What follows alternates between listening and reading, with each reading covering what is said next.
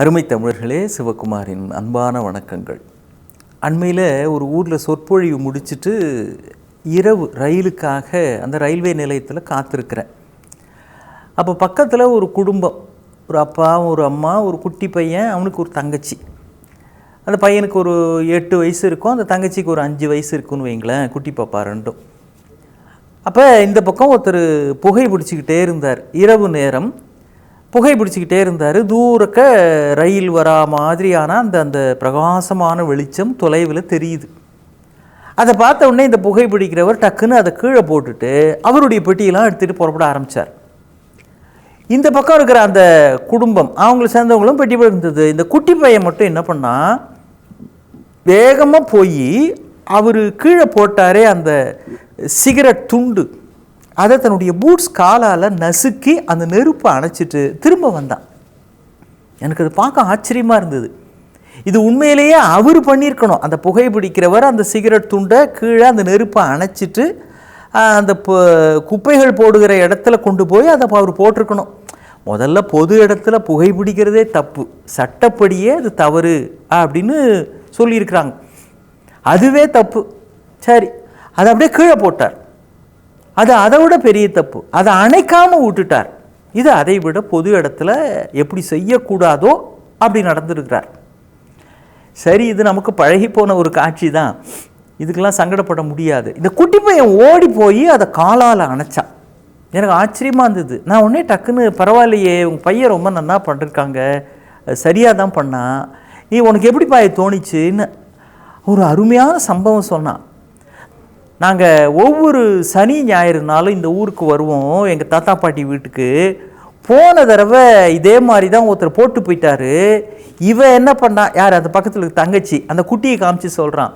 இவன் என்ன பண்ணான், விளையாடுறேன் அப்படின்னு போய் அந்த நெருப்பு சுட்டுடுச்சு, அவள் காலில் பட்டுடுச்சு, கால் காயமாகி போச்சு. அதனால தான் இந்த தடவை எனக்கு ஞாபகம் வந்து அதை அணைச்சேன் அப்படின்னா. அந்த குட்டி பொண்ணு அங்கேயும் இங்கேயே ஓடுறப்போ யாரோ ஒருத்தர் கீழே போட்டு போன அந்த புகைந்து கொண்டு இருக்கிற சிகரெட் துண்டை அது மிதிச்சிருச்சு, நெருப்பு காலில் பட்டு புசுங்கிடுச்சு, புண்ணாயிடுச்சு. அதை ஞாபகம் வச்சுட்டு இவன் அணைக்கிறான். பொது இடங்களிலே எப்படி நடப்பது என்பதிலே ஒரு எட்டிகட்ஸ் அப்படின்னு ஆங்கிலத்தில் ஒரு வார்த்தை சொல்லுவாங்க, manners, etiquettes, how we conduct ourselves என்பது மிக முக்கியம். நீங்கள் ரயில்வே கம்பார்ட்மெண்ட்டில் இரவு நேரத்தில் சில பேர் கத்தி பேசுவாங்க, கவனிச்சிருக்கிறீங்களா? மற்றவங்களாம் படுத்திருப்பாங்க, இரவு ஒரு 10, 11 மணி ஆகும், 11:30 மணி ஆகும். அங்கே ஏதோ ஒரு ஸ்டேஷனில் இருந்ததுன்னா ஒரு குடும்பமாக ஒரு 10-15 பேர் லக்கேஜோடு ஏறுவாங்க. அது அங்கே அடியில் வை, இந்த போட்டி இதுக்கு அடியில் வை, இது அதுக்கு அடியில் வை, இதை அவர் தள்ள வை, இதை அவர் காலுக்கு அடியில் வை, இதே மாதிரிலாம் கத்துவாங்க. நம்ம பொது இடத்தில் இருக்கிறோம் என்கிற உணர்வு குடும்பத்தோடு வருகிற பொழுதும் இருக்க வேண்டும். இது எங்கே ஆரம்பிக்குது தெரியுங்களா? வீட்டில் ஆரம்பிக்குது. நீங்கள் வீட்டில் எப்படி வேணா இருக்கலாம், உங்கள் வீட்டில் எப்படி வேணா இருக்கலாம், அதுவே தப்பு. அது மாதிரி இருக்கக்கூடாது. வீட்டில் எது எப்படி இருக்கணுமோ அப்படித்தான் அந்தந்த பொருட்களை வச்சு பாதுகாக்கணும். சில பேர் உள்ள நுழையிறப்பவே செருப்பு, வலது கால் செருப்பு வலது பக்கம், இடது கால் செருப்பு இடது பக்கம் போட்டுருவாங்க.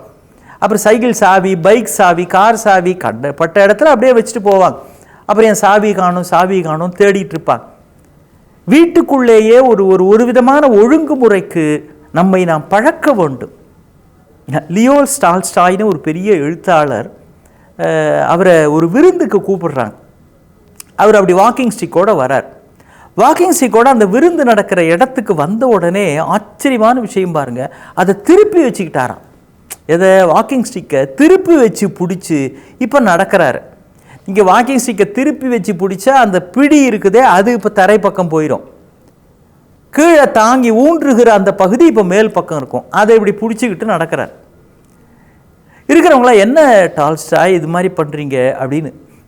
அவர் தரையை அப்படி சுற்றி வர தன்னுடைய பார்வையினால் அளந்துட்டு அவர் சொல்கிறார், இங்கே பாருங்க, கீழே அழகான விரிப்பு, தரை விரிப்பு, கம்பளம் விரிச்சிருக்கிறாங்க. நான் இவ்வளவு தூரம் நடந்து வந்த இந்த வாக்கிங் ஸ்டிக்கோட தரையெல்லாம் இருக்கிற அந்த மண் பகுதி அதனுடைய அடிப்பகுதியில் ஒட்டியிருக்கும். அந்த மண் ஒட்டி இருக்கிற அந்த பகுதி இப்போ இந்த இடத்துலையும் வந்தேன்னா இந்த அழகான தரை விரிப்பு கம்பளத்தின் பேரிலும் அங்கங்கே அந்த மண் ஒட்டி கொள்ளும். அது அழுக்கான தடமாக ஆகிவிடும். என் கையான பரவாயில்ல, நான் கையை கழுவிக்குவேன். ஆனால் இன்னொருவர் விழுந்து நடக்கிற இடத்திலே வந்து இதுபோல் நான் அங்கு மண் தடங்கள் பதிவது என்னுடைய மனம் ஒப்பவில்லை, அதனால்தான் திருப்பி வைத்து பிடித்து கொண்டேன், என் கையை கழுவிக்கொள்ளலாம், இதில் என்ன இழப்பு அப்படின்னாராம். பொது இடத்துல வந்து வாக்கிங் ஸ்டிக் பல பேர் இருக்கிற இடத்துல அந்த மண் ஆயிடக்கூடாதுன்னு நினைக்கிறோம். ஆனால் மனசு முழுக்க மண்ணாக வைத்து கொண்டு அழுக்காக வைத்து கொண்டு பொது இடத்தை பற்றி கவலையே படாமல் இருக்கிறவர்களாக நாம் வாழ்ந்து விடக்கூடாது. மற்றவங்ககிட்ட எப்படி நடந்துக்கிறோம்? நாகரீகம் அப்படின்னு ஒரு வார்த்தை தமிழில் இருக்குது. அது ஹேர் ஸ்டைல் வச்சுக்கிறதோ இல்லை ஜீன்ஸு டிஷர்ட்டு அப்புறம் விதவிதமான கூலிங் கிளாஸ் போட்டுக்கிறது இதெல்லாம் கிடையாதுங்க. இதெல்லாம் அதனுடைய மேம்போக்கான அடையாளம். இது மாறிக்கொண்டே இருக்கும். பொது இடங்களில் அமைதியாக பேசுவது, பிறருக்கு தொந்தரவு இல்லாமல் பேசுவது, அல்லது பிறருக்கு எந்த வகையிலும் நம்மால் இடர்பாடு அந்த சூழலுக்கு வந்துவிடக்கூடாது என்கிற கவனத்தோடு நடந்து கொள்வது இது மிக முக்கியம். நீங்கள் அலுவலகங்களில் பார்த்தீங்கன்னா சில பேர் செல்ஃபோன் அப்படின்லாம் முந்திலாம் டெலிஃபோன் தான் மேசையில் தான் இருக்கும். இப்போ செல்ஃபோன் அப்படின்றது ஒரு ஸ்டேட்டஸ் சிம்பலாக ஆகிவிட்டது. கையில் அதை பதமாக வச்சுக்கிட்டு அதை அப்படி வச்சுக்கிட்டு அப்படி பேசிட்டு இருக்கிறது ஒரு ஸ்டேட்டஸ் சிம்பிள் அப்படி நினைக்கிறவர்கள் எல்லாம் இருக்கிறார்கள். அது மாதிரி ஒரு விலை உயர்ந்த செல்ஃபோன் ஒன்று வாங்கி பயன்படுத்துகிற ஒருத்தர் தினம் அதை டேபிளில் வச்சுருப்பார். அப்புறம் மற்ற டிபார்ட்மெண்ட்டு மற்ற ஆஃபீஸர்ஸ்லாம் போகிறப்போ இதை வச்சுட்டு போகிறார். ஒரு நண்பர் சொன்னார், எப்பா உன் செல்ஃபோனை இங்கே வச்சுட்டு போகாத, நீ போகிறப்ப கையிலையே எடுத்துகிட்டு போ, அது ரொம்ப காஸ்ட்லியானது. இங்கே அதை யாருப்பா எடுக்க போகிறாங்க, இவர் அதை யாருப்பா எடுக்க போகிறாம, நீங்கள் தானே இங்கே இருக்கிறீங்க, அதை யாரும் எடுக்க போகிறது இல்லைப்பா, அது மட்டும் அங்கேயே இருக்கட்டும், நான் ஒவ்வொரு இதை எடுத்துகிட்டு போக முடியும். நான் எங்கேயாவது மற்ற டிபார்ட்மெண்ட்டுக்கு போய் மறந்து அப்படியே வச்சுட்டு வந்தான்னு வச்சுக்கா, அது பெரிய இது ரொம்ப காஸ்ட்லி இல்லை, அதனால் இங்கேயே இருக்கட்டும், இங்கே யார் வரப்போகிறாங்க அப்படின்னார். ஒரு நாள் இதே மாதிரி என்னாச்சு எதாச்சும் எல்லாத்தையும் போட்டு கவுத்தி போட்டு ஃபைலை கீழ் அடியில் தேடுறாரு, அங்கே தேடுறாரு, இங்கே தேடுறாரு. என்னாச்சுன்னா இது ஃபோனை காணும்ப்பா, என்னன்னு தெரில. அந்த நண்பர் தான் சொன்னான், நான் உனக்கு எவ்வளோ தடவை சொன்னேன், நீ எங்கே போனாலும் கையில் எடுத்துக்கிட்டு போ, வச்சுட்டு போகிற நீயே இப்போ தேவையில்லாமல் ஃபோனை காணோன்ற. அப்போ உனக்கு இங்கே இருக்கிற யார் பேரில் சந்தேகம்? அப்படிலாம் நான் எதுவும் இல்லை, ஆனாலும் என் ஃபோன் காணும், அது இங்கே தான் இருந்தது, இப்போ அது காணும் அப்படின்னார்.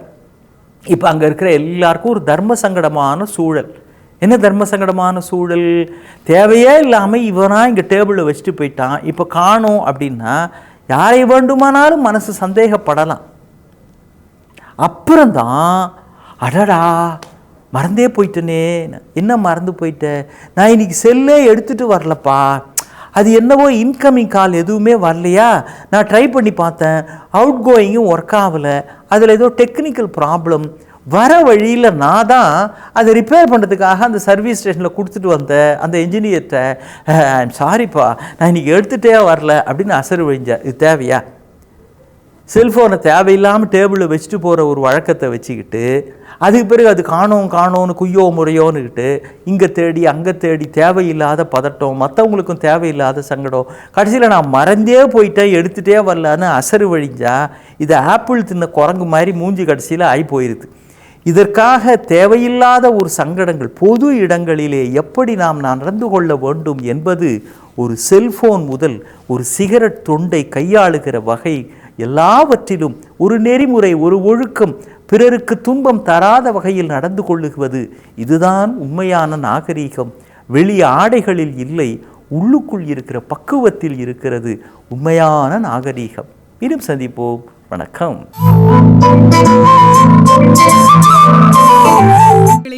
சன் லைஃப் சேனலை சப்ஸ்கிரைப் பண்ணுங்க.